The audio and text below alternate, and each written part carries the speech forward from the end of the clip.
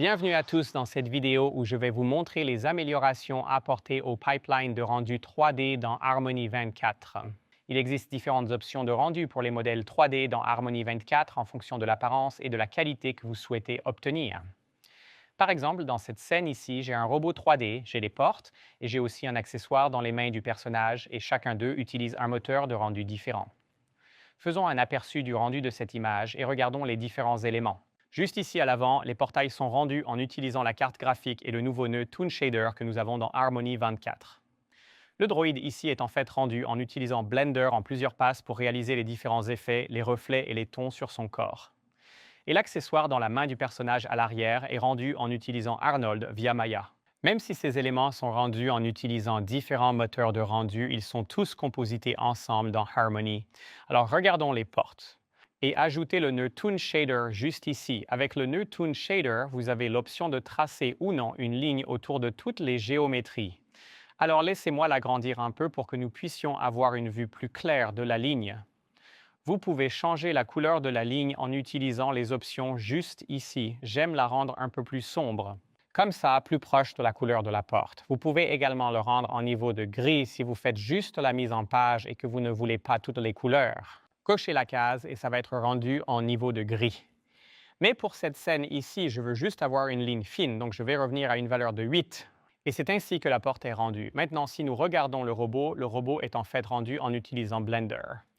Comment cela fonctionne-t-il? Donc, quand je démarre un rendu logiciel dans Harmony, Harmony lance Blender et envoie toutes les informations nécessaires à Blender pour rendre le modèle.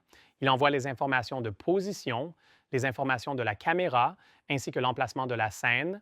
Blender rend l'image, puis la renvoie à Harmony, qui les compose dans la scène. Si nous regardons seulement le droïde, nous pouvons voir la profondeur 3D ici qui a été reçue de Blender. Cela nous permet de rendre et de positionner correctement l'image en profondeur Z avec le reste des éléments de la scène.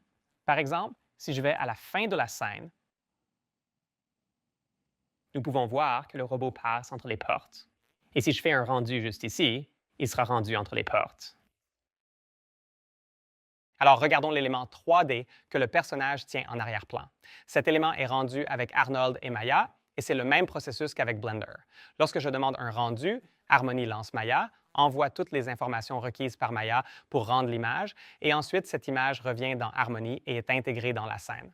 Une des améliorations que nous avons effectuées dans Harmony 24 est que nous gardons l'application externe active après que l'image ait été reçue par Harmony.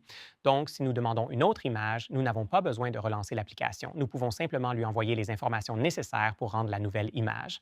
Une autre amélioration que nous avons faite est l'ajout de cette barre d'outils ici, appelée la barre d'outils de rendu externe.